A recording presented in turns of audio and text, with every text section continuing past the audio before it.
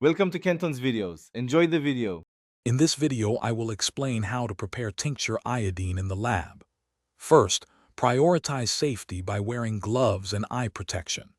Make sure your workspace is well ventilated to prevent inhaling any fumes. Before you start, gather all your materials, including iodine, potassium iodide, ethanol, and distilled water. This preparation ensures a smooth and safe process from the very beginning.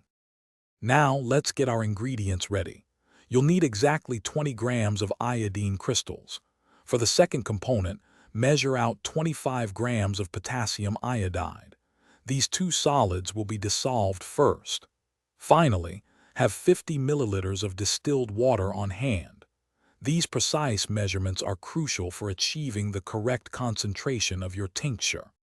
Next, carefully add the 20 grams of iodine crystals and 25 grams of potassium iodide to the 50 milliliters of distilled water. Stir this mixture thoroughly until both solids are completely dissolved. This step might take a few minutes, so be patient. Once dissolved, slowly add 900 milliliters of 95% ethanol to the solution, mixing gently. After preparing your tincture, transfer it into a dark, airtight bottle to protect it from light degradation. It is essential to label the bottle clearly with the contents, concentration, and the date of preparation. Store your finished tincture iodine in a cool, dry place, away from any direct sunlight.